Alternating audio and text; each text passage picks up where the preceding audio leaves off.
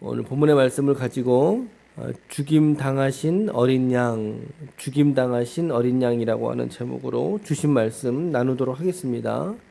어제 우리가 보았던 계시록 4장의 내용과 오늘 내용이 이어지는 겁니다. 어떤 내용이었죠? 계시록 4장은 천상에 보좌가 있었다. 근데 보좌에 앉으신 이 앞에 요한이 나아가서 환상을 함께 보았던 거죠. 올라오라 이제 하시면서 환상을 보여줬던 거예요. 하늘의 문이 열렸죠. 어제 이미지들도 생각을 해보세요. 하늘의 문이 열리고 큰 바람 소리 같은 큰 소리가 나서 요한을 부르죠. 그래서 요한을 끌어올려서 하늘에서의 영적인 세계를 보게 하시는 거예요. 보좌에 앉으신 위엄 있는 분이 계셨고 그 보좌의 주변에 24장로가 24개의 보좌에 앉아서 흰옷을 입고 머리에는 면류관을 쓰고 자신의 보좌에 앉아 있었어요. 더불어 네 생물들이 앞으로 나와왔는데 하나는 사자의 얼굴이요, 하나는 송아지의 얼굴, 하나는 사람의 얼굴, 그리고 하나는 새의 모양이었다. 그래서 이들은 피조 세계에서 창조되었던 모든 피조물들을 대표하는 대표자로서 이제 내 생물을 의미한다라고 말씀드렸죠. 또 어떤 사람은 어떻게도 묵상해요. 용맹, 힘, 지혜, 속히 빠른 모습 이렇게 묵상하는 사람들도 있다고 소개를 해드렸어요. 그런데 그 네 생물들이 보좌에 앉으신 이에게 어떤 말을 외쳤죠? 무엇이라고 외쳤죠? 거룩하다, 거룩하다, 거룩하다. 그 네 생물이 하나님을 그렇게 거룩하다고 찬양하게 되니까 주위에 있었던 24장로가 자기들의 머리에 썼던 면류관을 벗어서 보좌 앞에 엎드려서 그 네 생물과 함께 하나님을 찬양하고 영광과 존귀를 올려드리는 성부 하나님을 향한 찬송, 천상의 예배라고 합시다. 천상의 예배의 장면까지 우리가 보았단 말이죠. 성부 하나님이 주인공이었어요. 어제는 성부 하나님이 주인공이었어요. 그런데 오늘 말씀도 이제 어제의 그 환상과 연장선에서 우리가 봐야 된다는 거죠. 그렇게 찬양과 영광을 돌렸는데 오늘 5장 1절 말씀해 보니까 내가 봄에 봤어요. 보좌에 앉으시니 성부 하나님의 오른손에 두루마리가 있었다 그래서 두루마리가 있었으니 이것을 안팎으로 썼다라고 말하죠. 안팎으로. 그리고 7인으로 봉하였더라라고 말씀하고 있어요. 이것을 지금 사도가 본 거예요. 이 장면을. 여러분, 오른손에 잡았다는 말은 어떤 의미겠어요? 오른손으로 잡았다는 말은 세게 잡았다는 거예요? 천천히 잡았다는 거예요? 세게 잡았다는 거죠. 분명하게 잡았다는 거죠. 확신 있게 잡았다는 거죠. 여러분, 오른손은 힘의 상징 아닙니까? 능력의 상징이 오른손이에요. 하나님의 이 두루마리를 향한 절대 주권이 하나님에게 있다. 이 두루마리를 잡고 계신 분이 바로 하나님이시다라고 하는 것을 어쩌면 이렇게 좀 강조하는 그런 느낌으로 요한이 받았을 거예요. 근데 그 두루마리에 어떤 내용이 적혀져 있을까요? 성경에는 지금 없으니까. 여러분, 이럴 때 우리가 좀 성경적인 지식들이 좀 필요한 거죠. 예전에 우리 에스겔서 묵상했던 거 기억나세요? 에스겔서? 그렇죠. 남유다 멸망 시점에 지어졌던 계시를 받았던 에스겔의 묵상이다. 묵시라 이랬잖아요. 그가 그발강가에서 묵상을 하다가 계시를 받았는데 에스겔 2장 9절에서 10절 보니까 제가 읽을게요. 그 안에 두루마리 책이 있더라. 두루마리가 여기서 지금 등장을 하거든요. 에스겔서에. 그는 천사입니다. 하나님이신데 그가 그것을 두루마리를 내 앞에 펴시니 그 안팎에 글이 있었다. 오늘 말씀하고 똑같죠? 안하고 밖으로 글이 있었는데 그 위에 어떤 내용이 기록되어졌냐면 애가와 애곡과 재앙의 말이 기록되었다라고 말하고 있어요. 애가 슬픈 노래, 애곡 탄식, 그리고 재앙의 말들이 이 시대의 마지막 종말의 때에 하나님의 심판의 역사가 어떻게 이루어지고 있는가, 어떻게 이루어질 것인가 라고 하는 비밀이 그 책에 기록되어져 있다라는 거예요. 그리고 또 다니엘서 8장 17절에서 19절 말씀에 보면 이 환상이 바로 하나님의 정한 때 끝에 관한 말씀이다라고 말씀해주고 있어요. 그러니까 이 세상의 끝날에 심판이 내려질 것에 대한 말씀이 아마도 오늘 사도 요한이 보았던 그 두루마리 안에 기록이 되어져 있을 거라는 거죠. 심지어 다니엘한테는 하나님 뭐라 그랬습니까? 이 두루마리를 마지막 때까지 봉함하라. 봉함하라. 이거 열지 못하도록 굳게 잠궈두라, 닫아두라 라고 다니엘에게 명령했단 말이죠. 그러니까 이 두루마리의 내용이 중요하겠어요? 하찮겠어요? 얼마나 중요하겠어요? 많이 중요해요. 참, 우리 유치한 얘기 하고 있는데, 얼마나 중요하겠어요? 7개의 인으로 잠궈둘 정도로, 7개의 봉함을 할 정도로 중요한 거예요. 그 봉인을 몇 개를 했다고 그랬죠? 오늘 성경 말씀해 보니까 7개를 했다고 그러죠. 7개를. 이 7인은 고대 문서에서 상당히 중요한 계약서, 절대 떼서는 안 되는, 뗄 사람이 정말 따로 있는 정말 중요한 계약서 내지는 유언장, 그렇죠. 유언장에다가 기록을 했다, 사용을 했다는 거예요. 그래서 7인은 7 증인을 뜻한다. 7명의 증인을 뜻한다. 그래서 이제 우리가 이제 내일하고 모레 우리 새벽 예배가 없긴 한데 제가 간단하게 일러스트는 계속 제공을 해드릴게요. 제가 올려드리고 또 묵상할 수 있는 여러분들 어떤 포인트나 혹은 메시지들은 제가 적용점들을 올려드릴 테니까 여러분들이 꾸준히 좀 보셔요. 우리 계시록 내일 6장, 모레 7장, 월요일 날 다시 8장 이렇게 시작되니까 제가 계속 올려드릴 테니까 여러분 좀 보시고, 이 봉인들을 하나씩 뗀단 말이죠. 하나씩 떼면서 사건들이 일어나요. 이것들이 보면 그것들이 바로 이 문서가 진실되고 반드시 이루어진다라고 하는 것을 보도하는 그런 장면인 거예요. 그런데 이 7인을 뗄 수 있는 사람이 따로 있다고 말씀드렸죠. 누구실까요? 2절 말씀에 보면 힘 있는 천사가 큰 음성으로 외쳤어요. 누가 어떻게 외쳤어요? 누가 이 두루마리를 펴며 그 인을 떼기에 합당하냐라고 큰 소리를 외쳤죠. 그러면서 3절 말씀, 3절에 같이 한번 읽을게요. 시작. 하늘 위에나 땅 위에나 땅 아래에 능히 그 두루마리를 펴거나 보거나 할 자가 없더라. 아무도 없다는 거죠. 아무도. 그래서 이 두루마리를 펼 자가 없음으로 인해서 요한이 울고 있었어요. 요한이 왜 울었을까? 여러분들의 상상에 맡기겠습니다. 요한이 왜 울었을까요? 분명히 울었던 것은 뗄 자가 없기 때문에 울었는데 왜 울었는지 여러분 한번 요한의 심정으로 들어가 묵상해 보시길 바랍니다. 그래서 5절, 아마도 이제 4장에서 보았던 24장로 중에 한 사람이겠죠.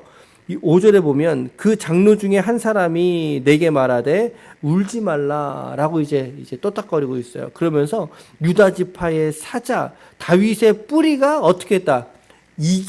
이겼으니 그 두루마리와 7인을 떼시리라. 아, 지금 누가 뗀다는 거예요? 아니, 여기 본문에 있는 말씀으로 보면 5절 말씀에 있는 본문으로 보자면 누가 뗄 수 있다는 거예요? 유대의 사자가 뗄 수 있고 다윗의 뿌리가 이 두루마리와 7인을 뗀다는 거죠. 그러면 유대지파의 사자가 누구예요? 다윗의 뿌리가 누구를 말하는 거예요? 그러면 이게 바로 예수님을 말하는 거예요. 예, 이게 바로 예수님을 말하는 거예요. 다윗의 뿌리, 유대지파에 보내진 바 되어진 사자, 예수를 말합니다. 그리스도를 말씀하고 있다는 거죠. 그러니까 여러분, 그리스도 이외에는 이 봉인을 뗄 수 있는 사람이 있다 없다? 없다라는 거예요. 이 봉인은 철저하게 비밀로 붙여졌는데 이 비밀된 두루마리를 떼서 볼 수 있는 유일한 권한을 갖고 있는 사람은 바로 그리스도밖에 없다. 얼마나 놀랍습니까? 근데 이렇게 이 봉인을 뗄 수 있는 능력과 위엄이 있으신 예수를 이제 성경에서 이제 거창한 모습으로 등장하지 않으시죠. 이분이 어떻게 등장합니까? 6절 말씀 보세요. 6절에 내가 또 보니, 또 봤어요. 보여졌어요. 보좌와 내 생물과, 앞에서 지금 기억나시죠? 내 생물이 뭔지. 그리고 24장로들 그 사이에 한 어린 양이 이제 서 계시는 거예요. 아마 등장을 하셨는지 아니면 갑자기 보이게 되는지 모르겠어요. 근데 그 어린 양이 일찍이 죽임을 당한 것 같더라. 근데 그 어린 양의 모습이 좀 우리가 지금 현대에 우리가 보기에 좀 기묘한 모습이신 거죠. 그에게는 7뿔이 있었고 7눈이 있었는데 이 눈들은 온 땅에 보내심을 받은 하나님의 7 영이더라. 여러분, 세례 요한이 사실은 애진작에 예수님 봤죠. 예수님이 자기에게 세례 받으러 올 때, 요한복음 1장 29절에 요한이 예수께서 자기에게 나오심을 보고 이르되 보라 세상 죄를 지고 가는 하나님의 어린 양이로다. 그리스도를 어린 양으로 이미 세례 요한은 마음속에서 그리스도를 보고 있었어요. 어린 양으로 묘사하고 있어요. 그러니까 지금 이 등장하고 있던 자기 눈앞에 펼쳐졌던 그 죽임 당한 것 같아 보였던 그 어린 양을 요한은 보면서 바로 누구라고 직감했을까요? 그렇죠. 아, 저분이 바로 예수님이구나.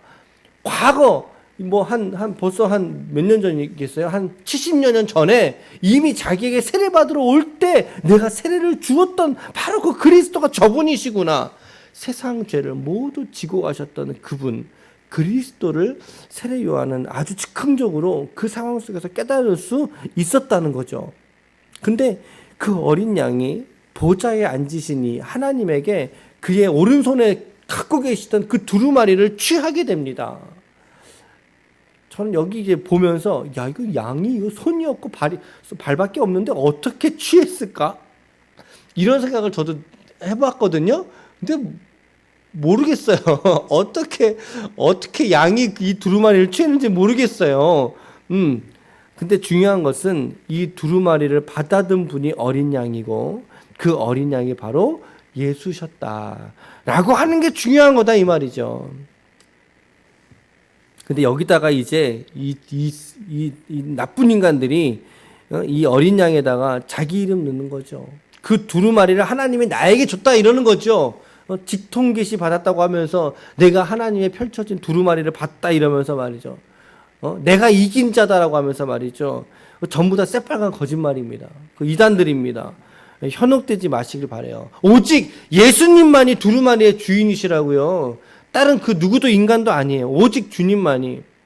예수님이 두루마리를 받으시면서 가장 먼저 하신 게 뭘까요, 여러분? 예수님이 그 두루마리를 받으시면서 가장 먼저 행하신 그분의 행위가 뭘까요? 성도들의 기도를 가장 먼저 살펴보시더라는 거죠. 8절 말씀 같이 읽을게요. 8절 시작. 그 두루마리를 취하심에 내 생물과 24 장로들이 그 어린 양 앞에 엎드려 각각 검은고와 향이 가득한 금대접을 가셨으니 이 향은 성도의 기도들이라. 하나님이 이스라엘의 이 24 장로들의 손에 들려진 검은고와 그들의 금대접에 가득 담겨진 향을 보았다라고 되어 있어요. 그 향이 바로 뭐라고 말씀하고 있어요? 성도들의 기도라는 거죠. 여러분, 찬송이 왜 중요합니까? 말씀 보세요. 검은고 들었다고 하죠. 검은고를 뭐 할 때 쓰는 거예요? 검은고로 사람 때릴 때 쓰나요? 아니죠. 그럴 때 쓰는 거 아니죠. 검은고는 오직 하나예요. 찬송하기 위한 거예요. 몇 줄 검은고인지 가야금인지 뭔지 모르겠어요. 근데 검은고와 같은 악기가 있더라는 거죠. 그 악기의 용도가 뭐겠냐고요. 충분히 상상할 수 있죠. 하나님을 찬송하는 도구죠. 그런데 그들에게 금 대접이 있어서 향이 가득한, 근데 그 향이 성도들의 기도다라고 말씀하고 있어요, 여러분. 여러분, 주님이 오늘 여러분과 저의 기도를 과연 정녕 듣지 않으실까요? 과연 주님이 우리의 기도를 듣지 않으시는 분이신가요? 아니요, 그렇지 않아요. 주님은 우리의 신음과도 같은 작은 기도일지라도 이 기도의 주의를 기울이시고 이 기도에 응답하시고 이 기도를 섬기는 오늘 저와 여러분들의 기도를 오늘도 주의 깊게 듣고 보고 계시는 줄 믿으시길 바랍니다. 오늘 말씀을 잘 보십시오. 어린 양 되신 그리스도께서 두루마리를 받으시고 이 종말의 때에 일어난 일들을 받으시고 그가 가장 먼저 행하신 것은 다른 것이 아니라 우리 성도들의 기도가 어쩐가라고 우리의 기도를 살펴보시더라는 것이죠. 그래서 여러분, 기도할 때 기도의 향기 이런 표현 쓰잖아요. 기도의 향기, 기도가 향기가 되어서, 이런 표현의 모티브가 오늘 본문과 같은 말씀에서 나온 거죠. 여러분, 우리의 작은 기도일지라도 주님이 오늘 여러분들의 기도를 주목하고 들으시는 줄로 믿으시길 바랍니다. 이제 이 네 생물과 24장로들이 그리스도를 찬송합니다. 어제의 찬송의 주제는 성부 하나님이었다면 이제 오늘 5장의 찬송의 주제는 오직 한 분 그리스도 예수로 이들은 초점을 맞춰 찬양하고 있어요. 그 찬양의 주제가 뭡니까? 그런데 그 찬양의 주제가 뭐예요? 9절 잘 보세요. 9절에 보면 이 찬양의 주제가 9절 중반에 보니까 임봉을 떼시기에 합당합니다 라고 높이면서 일찍이 시작 일찍이 죽임을 당하사 각 족속과 방언과 백성과 나라 가운데에서 사람들을 피로 사서 하나님께 드리시고 정말 그리스도께서 하신 가장 중요한 사역은 바로 당신의 피로 자기 생명으로 오늘 우리를 하나님께 사서 드렸다는 것입니다. 여러분, 샀다라는 말은 대가가 지불되었다는 뜻입니다. 그렇죠? 대가가 지불되었다. 어떤 대가가 지불되었습니까? 우리를 사기 위해서 그리스도가 지불하신 대가가 무엇이죠? 그렇죠. 자기의 생명이죠. 자기의 목숨 값이죠. 사망에게 자기의 생명을 대가로 지불하시고 사실 그건 내가 지불해야 되는 거예요. 여러분들이 지불해야 되는 거예요. 그런데 내 생명으로 내가 지불하도록 버려두지 않으시고 하나님의 아들이신 예수께서 자기 생명으로 우리를 죄에서 사서 지불해서 생명의 근원 되신 하나님께 우리의 영혼을 바쳤다는 것입니다. 여러분, 이것이 십자가의 의미고 이것이 그리스도의 공생애 속에 가장 중요한 속죄의 사역이 바로 이 십자가에 있다. 십자가라고 한다. 그래서 이 십자가의 예수를 지금 24장로와 네 생물들이 소리 높여서 찬양하고 있는 거예요. 그러면서 12절과 13절 우리 정말 이 찬양 12절과 13절 11절에 보세요. 11절에 보면 이제 생물들과 장로들만의 찬양이 아니라 그 주위를 둘러선 많은 천사들의 음성이 있었다라고 되어 있죠. 근데 그 숫자가 얼마라고 말하고 있어요? 그 숫자가 만만이고 천천이라. 이거는요, 셀 수 없이 많다 그 뜻입니다. 정말 만만이니까 이게 2만 명이다. 천천이니까 2만 2천 명이네. 그러지 마세요. 그게 아니에요. 정말 헤아릴 수 없을 정도로 많은 천사들이 나와서 이제 이들이 찬양하는 거예요. 큰 음성으로 이르되. 우리 12절과 13절 정말 여러분 이 자리에 주의 영이신 성령께서 우리와 함께 하시는 줄로 믿습니다. 또 이 자리에 주의 천사들이 우리와 함께 하나님을 찬양하는 줄로 믿습니다. 우리 그 마음과 중심으로 우리 12절과 13절 정말 하나님 앞에 그리스도께 우리 영광으로 한번 합독해서 읽읍시다. 시작. 큰 음성으로 이르되 죽임을 당하신 어린 양은 능력과 부와 지혜와 힘과 존귀와 영광과 찬송을 받으시기에 합당하도다 하더라. 내가 또 들으니 하늘 위에와 땅 위에와 땅 아래와 바다 위에와 또 그 가운데 모든 피조물이 이르되 보좌에 앉으신 이와 어린 양에게 찬송과 존귀와 영광과 권능을 세세토록 돌릴지어다. 할렐루야. 할렐루야. 할렐루야. 여기서 우리가 할렐루야 안 하면 어디서 하겠습니까, 여러분? 바로 이 천상에서 가장 영광스러운 모습의 예배가 드려지고 있는 거예요. 여러분, 우리가 드리는 모든 예배 중에 결국에는 죽임을 당하신 어린 양, 십자가의 그리스도 예수가 우리가 드리는 모든 예배의 주인이신 것을 믿으시길 바랍니다. 주인이시라고 선포할 수 있기를 바랍니다. 여러분, 모든 예배의 주인은 여러분들이 아니에요. 내가 이 예배 나왔으니까 목사님 내가 예배 나와준 것만으로도 고마워 여기십시오. 아이고 천만의 말씀입니다. 그렇지 않아요. 이 예배의 주인공은 여러분들이 아니십니다. 저도 말씀 준비하죠. 설교 준비하죠. 그러면 이 예배의 주인공이 접니까? 천만의 말씀입니다. 아니라는 거죠.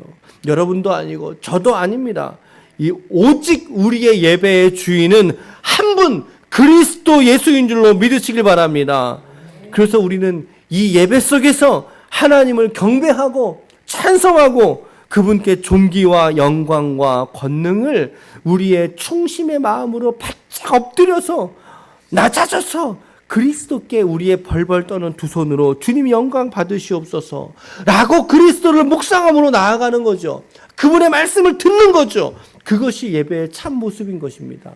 이것이야말로 예배의 참 모습인 것입니다, 여러분. 아무쪼록 여러분 정말 보좌에 앉으신 이에게, 성부 하나님에게 모든 존귀와 영광을 돌리는 인생이 되시길 축복합니다. 그리고 우리를 죄에서, 사망에서 자기 피와 자기 생명으로 사서 하나님에게 우리의 영혼을 돌리신 그 그리스도에게 무한한 감사와 찬송을 돌려야 할 줄로 믿습니다. 바로 성부 하나님을 향한, 그리고 성자 그리스도를 향한 이 찬송의 역사를 바로 여러분들의 가슴 속에 오늘도 내주하여 가시는 성령 하나님께서 이 일들을 가능케 하시고 성령 하나님께서 여러분들을 그렇게 인도하시고 이끄시는 줄로 믿습니다. 성부 하나님께, 성자 그리스도를 향하여 성령 하나님의 힘으로 감당하는 놀라운 예배의 현장 속에 여러분들이 머물 수 있기를 축복합니다. 그리스도가 아니었으면 우리가 이 땅 가운데서 어쩔 뻔했습니까? 너무나 아찔하지 않습니까? 주님이 아니셨다면 오늘도 우리는 죄만 짓고 살아가는 비참한 인생이었을 것을 주님이 저와 여러분들을 이토록 십자가에서 구원하시고 하나님 아버지께 우리의 영혼을 돌리신 것을 우리가 오늘 거룩한 믿음으로 받을 수 있기를, 고백할 수 있기를 축복합니다. 오늘도 이 주님으로 제발 충만한 하루가 되십시오. 이 주님으로 충분한 하루가 되십시오. 주님이시면 되지 않습니까? 무언가 더 부족하다고 우리 말하지 말고 우리 오늘 하루 정말 하나님 앞에 저 오늘 주님이면 충분해요. 저 오늘 이 주님이시면 완전한 하루입니다. 라고 정말 여러분들의 마음의 중심에서 외칠 수 있는, 찬송으로 외칠 수 있는 오늘 복된 우리 기쁨의 교회의 모든 권속들이 다 되시기를 그리스도 예수의 이름으로 간절히 축원합니다. 아멘.